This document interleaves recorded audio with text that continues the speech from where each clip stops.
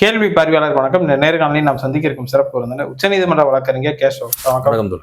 தமிழ்நாட்டில் அண்மை காலமாகவே இந்த ஜாதி ஆணவ படுகொலை என்பது தொடர்ந்து அதை அரங்கேற்றி கொண்டிருக்கிறது. முக்கியமாக பார்த்தோம்னா அண்மையில் அவங்களுக்குலாம் தெரியும், மறைந்த பாமகவுடைய முக்கிய புள்ளியாக இருந்த காடுவெட்டி குரு அவங்களுடைய அந்த பிறந்தநாள் விழாவில் அந்த சமூகத்து இளைஞர் சில பேர் நாங்கள் கத்தி எடுத்து குத்துவோம், கொல்லுவோம், ஆணவ படுகொலை செய்வோன்ற மாதிரியான பல்வேறு கருத்துக்கள் வச்சுருக்காங்க. இது தற்போது தமிழ்நாட்டில் எந்த அளவிற்கு சாதி ஆணவ படுகொலை நடக்கக்கூடாதுன்னு ஒரு தரப்புன்னு சொல்லிட்டு இருந்தாலும் இந்த மாதிரியான சாதி வெறி பிடித்த இளைஞர்கள் இருக்கிறது நம்ம எப்படி பார்க்கலாம்? அது சோசியல் மீடியாலே பப்ளிக்காக வீடியோ போட்டு நாங்கள் தான் இந்த ஊருண்டு ஊரை சொல்லக்கூடிய லெவலில் இருக்கிறத எப்படி பார்க்கலாம்?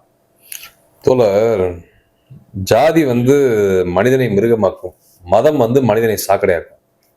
இது தந்தை பெரியார் அவர்கள் சொன்னது.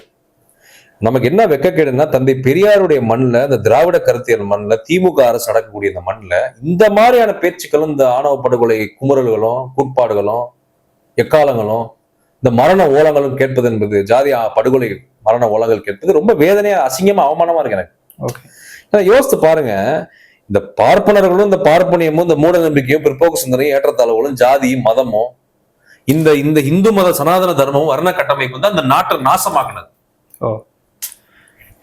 இந்த நாட்டையே நாசமாக்கணும் இந்த கருத்தியல் தான். இதை தவிர்த்து எதுவுமே கிடையாது. ஒருத்தன் ஜாதியை அந்த மலத்தை விரும்புறான்னா அவன் எவ்வளவு இழிவான இருப்பான்னு யோசிச்சு பாருங்க. ஜாதி என்பது ஒரு மலம், என் பொறுத்தவரை. அதை ஒருத்தர் பக்கத்துல போட்டுக்கிறான், பெருமையா நினைச்சுக்கிறான்னா எவ்வளவு கேவலமானதுன்னு யோசிச்சு பாருங்க. இப்ப எனக்கு என்னன்னா வெறுப்பு என்னன்னா, எனக்கு வருத்தம் என்னன்னா, இன்னைக்கு தமிழ்நாட்டுல தென் மாவட்டங்கள், இந்த வன்னியர் வாழக்கூடிய வடமாவட்ட பகுதிகளில் அவ்வளவு ஆணவ படுகொலை, ஜாதி வெறி படுகொலைகள் பட்டியல் சமூகத்துக்கு எதிராக நடக்குது. பறையர் சமூகம், அருந்ததியர் சமூகம், அடுத்து தேவேந்திர குல வேளாளர் சமூகத்துக்கு எதிராக நடக்குது. பிற்படுத்தப்பட்ட சமூகத்துக்குள்ளே நடக்குது. வர்க்க ரீதியாக, பொருளாதார ரீதியாக பிரச்சனைகள் ஏற்பட்டு ஜாதி ஆணவ படுகொலை நடக்குது. காதல் திருமணங்கள், சுயமரியாதை திருமணங்கள்ல ஜாதி ஆணவ படுகொலை நடக்குது. இன்னும் பல விஷயங்கள் ஜாதி வெறி பிடிச்சு நீ பெருசா நான் பெருசான்ற மோதல் நடக்குது. இப்ப இது எவ்வளவு பெரிய கேவலம்னு யோசித்து பாருங்க. காவல்துறையை தமிழ்நாடு அரசு விழித்துக் கொள்ள வேண்டும். ஆணவ படுகொலைக்கு விரைவில் நமக்கு சட்டம் வேணும். நீதிபதி பாஷா தலைமையில அமைச்சிருக்கீங்க ஒரு குழு, ஆணவ படுகொலை சட்டம் ஏற்றுவதற்கு ஒரு குழு அமைச்சிருக்கீங்க. விரைவில் அந்த சட்டம் அமலாக்கப்படணும். கடுமையான தண்டனை வழங்க வேண்டும் இந்த மாதிரி ஆளுங்களுக்கு. ஆணவ படுகொலை பண்றவன், ஜாதி வெறி படுகொலை பண்றவன், இந்த மாதிரியான ஆணவ படுகொலை செய்வோம்னா சூழ்நிலை எடுக்கிறான் பாருங்க, ஜாதியின் பேரால அவனெல்லாம் தூக்கி உள்ள வைக்கணும். உச்சபட்ச தண்டனைகள் கொடுக்கணும். இப்ப என்னன்னா தோழர், அந்த நிகழ்ச்சியை பாக்குற அந்த வீடியோவை நெஞ்சம் பதறது, எனக்கு கொலை பதறது. எனக்கு அவன் அந்த காடுவெட்டி குருவுடைய ஜெயந்தி விழா, வன்னியர் ஜெயந்தின்னு சொல்லிக்கிட்டு காடுவெட்டி குருவோட அந்த சமாதிக்கு முன்னாடி நின்றுகிட்டு அவன் கையை வச்சுக்கிட்டு அவங்க கத்துறாங்க. வீடியோ நீங்க போட்டு விடுங்க.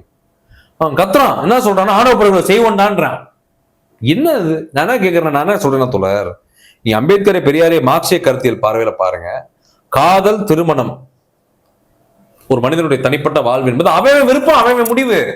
நீ சொல்லக்கூடாது நீ இவ்வளவுதான் காதலிக்கணும், இந்த ஜாதியில பண்ணணும், இந்த திருமணம் பண்ணணும், இப்படி பண்ணணும், அப்படி நீ சொல்லக்கூடாது. அவங்க விருப்பம். யாருனாலும் ஒரு ஆண் பெண் காதல் ஏற்படுறது ஜாதி, இனம், மொழி, பொருளாதாரம் எல்லாம் தடையா நான் கேட்கிறேன். அவன் விரும்புற பொண்ணு லவ் பண்றேன், மேரேஜ் பண்றேன், அவன் வாழ்க்கையை பார்த்துட்டு போறேன், சம்பாதிக்க போறேன், குடும்பத்தை பார்க்க போறேன், விருப்பப்படுறேன், சேர்றாங்க, பிரிஞ்சுட்டு போறாங்க. விருப்பம் இல்லைன்னா அதுல நீங்க யாரா போய் அதுல நீ போய் நாட்டம் பண்றதுக்கு, ஆணவ படுகொலை பண்றதுக்கு, ஜாதி வெறி பிடிச்சி படுகொலை பண்றதுக்கு? நான் கேட்கிறேன். எல்லாருமே மனிதர்கள் தான். அப்ப இது எவ்வளவு பெரிய ஆபத்துன்னு யோசிச்சு பாருங்க. இவங்களுக்கு அந்த உளவியல், அறிவியல் உளவியல் வைரல் ஆக்கிட்டு தானே இருக்காங்க. நல்லா சூப்பர் கருத்து சொல்லியிருக்காங்கன்னு சொல்லிட்டு தோழர், எல்லா ஜாதியிலையுமே இந்த ஜாதி தலைவனுங்கன்னு லெட்டர் பேட் அமைப்பு வச்சுக்கிட்டு, ஜாதி சங்கம் வச்சுக்கிட்டு ஒரு 10-20 தருதலைங்க இருக்காங்க. எல்லா ஜாதியிலுமே இருக்காங்க 10-20 பேர். எப்படின்னா, ஆண்ட பரம்பரடா, சத்திரியன்டா, வீரன்டா, தீரன்டா, சோழன்டா, பாண்டியன்டா, பல்லவன்டா, நம்மளாம் அதான் ஆண்டோம்டா, இதான் ஆண்டோம்டான்னு வாங்கி அது எதையுமே ஆண்டிருக்க மாட்டாங்க.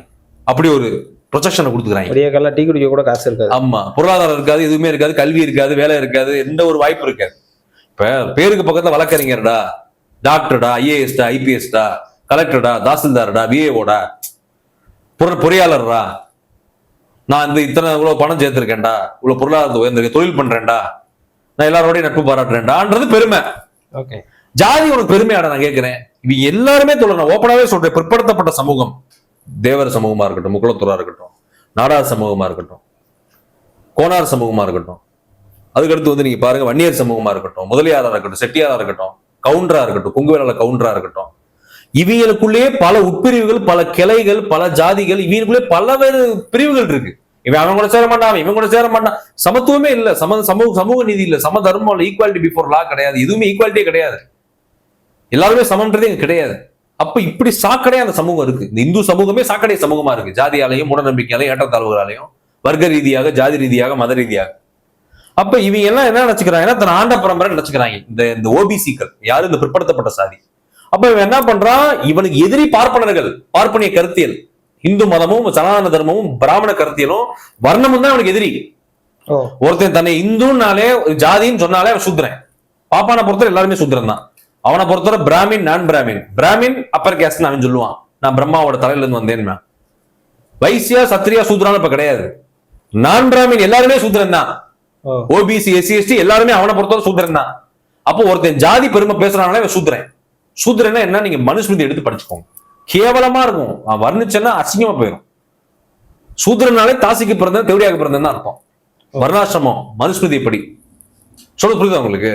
அப்ப இப்படிதான் வந்து கோட்பாடு இருக்கு, மனுஸ்மிருதியோட கோட்பாடு. நான் உங்களுக்கு உண்மையை விளக்குறேன். நான் உங்களுக்கு தாசன் அவன் வந்து சூத்திரன், அடிமை, வேலைக்காரன், இப்படிதான் மனுஸ்மிருதியில குறிப்பிடப்பட்டிருக்கு. அப்போ ஒருத்தன் வந்து தன்னை ஜாதி பெருமை பேசினாலே அவன் சூத்திரனா மாறிடுறான். ஜாதி ஆணவமா அவன் வந்து படுகொலை செஞ்சாலோ ஜாதி படுகொலை செஞ்சாலோ எது பண்ணாலுமே அவன் வந்து பிராமணனுடைய அடிமை, கொத்தடிமை, சூத்திரன் அப்படின்னு மாறிடுறான். அப்ப இதுதான் வர்ண கட்டமைப்பு. இதை நம்ம முதல்ல புரிஞ்சுக்கணும், வரலாறு நம்ம புரிஞ்சுக்கணும். இப்ப நம்ம தமிழ் மன்னர்கள், சோழர்கள், சேரர், பாண்டியர்கள் எல்லாருமே பாத்தீங்கன்னா அவங்க காலத்துல தமிழ் வந்து கருவறையிலிருந்து தூக்கி வீசப்படுது வெளியே. பார்ப்பனர்கள் உள்ள வர்றான், அவன் மூட நம்பிக்கையில பரப்புறான், இந்து மதத்தை பரப்புறான், பார்ப்பனை கருத்தியில பரப்புறான். பார்ப்பனுடைய யாகத்துக்கும் பார்ப்பனுடைய வேள்விகளுக்கும் பார்ப்பனுடைய அனைத்து விஷயங்களுக்கும் நம்முடைய மன்னர்கள் மயங்கி கிடந்தாங்க. பல கோயில்களையும் விகாரங்களையும் கட்டினாங்க. அதை ஃபுல்லா பார்ப்பன கையில எடுத்துக்கிட்டான், தமிழர்களை அடிச்சு துரத்திட்டான் கோயிலை விட்டு. பறை ஐயர், பறையர் கோயிலுக்குள்ள பூஜை பண்ணிருந்தாங்க.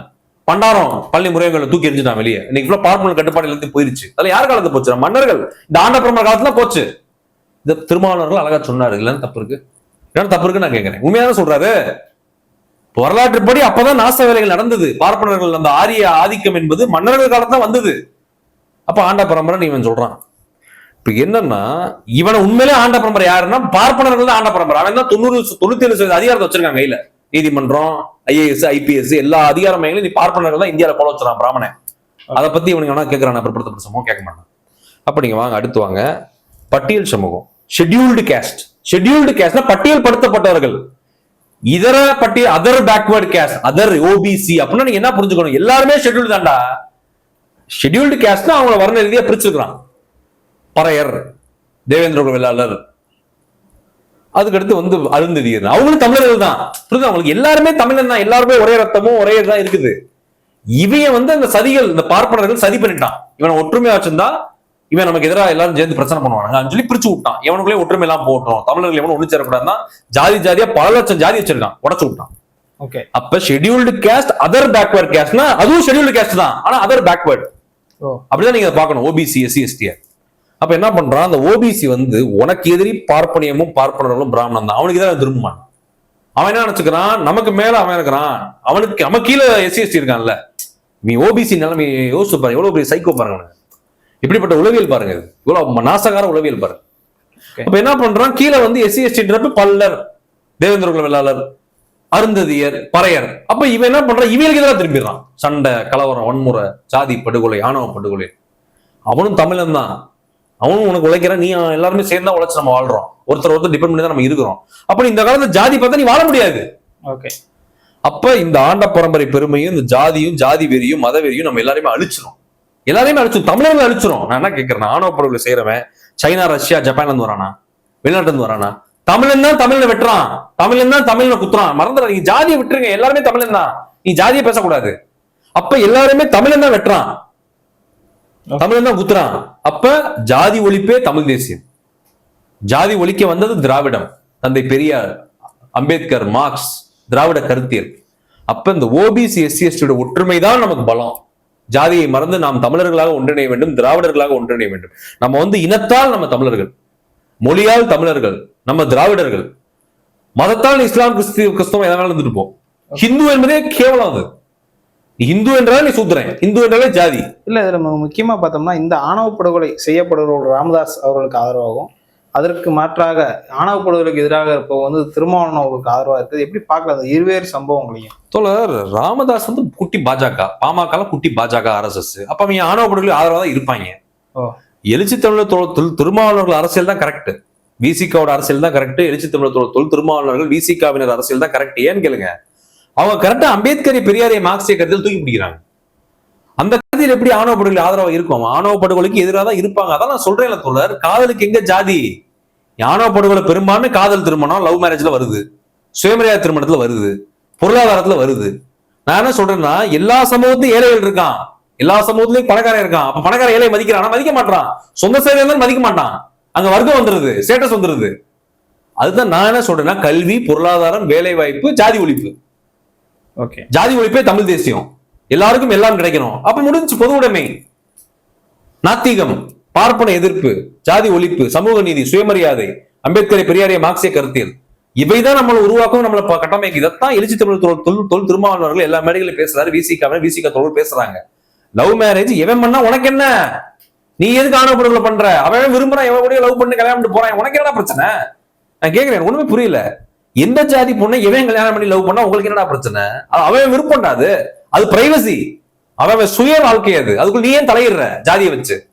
ஓகே, அவன் இன்னைக்கு இந்த ஆண்ட பரம்பரைகளும், இந்த ஜாதி சங்கங்களும், இந்த ஜாதி வெறியர்களும், மத வெறியர்களும் தான் தமிழ் சமூகத்துக்கு பெரிய பிரச்சனையா இருக்காங்க. இதை தடை பண்ணாம நீங்க தமிழ் தேசியமோ, நீங்க திராவிட அரசியல் நீங்க பண்ண முடியாது. ஏன்னா இவனுங்க இளைஞர்கள், மாணவர்களை மிஸ்கைட் பண்றாங்க. இன்னைக்கு ஒண்ணு இல்ல, சுர்ஜித் கவினை வெட்டினான், நீங்க வாழ்க்கை நாசமாயிடுச்சு. சுர்ஜித் யோசிச்சு பாருங்க, இவங்க ஆண்ட பரம்பரை கீண்ட பரம்பரை அவனை தூண்டி விட்டு, கவின் பாவம், அவன் 1 லட்சம் 1.5 லட்சம் சம்பளம் வாங்கின பையன், அவ்வளவு படிச்ச பையன். அப்ப யாரை காதல் பண்ண உனக்கு என்ன? அவனை போய் கொலை பண்ண அவன் வாழ்க்கையும் போச்சு. இப்ப நீ இந்த ஜெயில வாழ்நாள் முழுக்க ஜெயில இருக்க போற, சாகுற வரைக்கும். தேவை அவனுக்கு வயசு சின்ன பையன், ரொம்ப சின்ன பையன், வயசு 20 வயசு 25 வயசு இருக்குமா? யோசிச்சு பாருங்க, ஜாதி எத்தனை பேர் வாழ்க்கையில அழிச்சுக்கிட்டு இருக்கு. அவன் ஜாதி என்பது கொடிய ஒரு விஷயம் தோழர். அது கொடிய ஒரு ஆயுதம். அதை கையில் எடுத்தவே நாசமா போவான், செத்து போயிடுவான். ஜாதியையும் ஆயுதத்தையும் மதவெறியும் ஒருத்தன் கையில் எடுத்தான்னா அவன் இந்த ஜாதியாலையும் மதத்தாலையும் ஆயுதத்தாலையும் செத்து போயிடுவான். இதுதான் என்னுடைய கருத்து. நன்றி.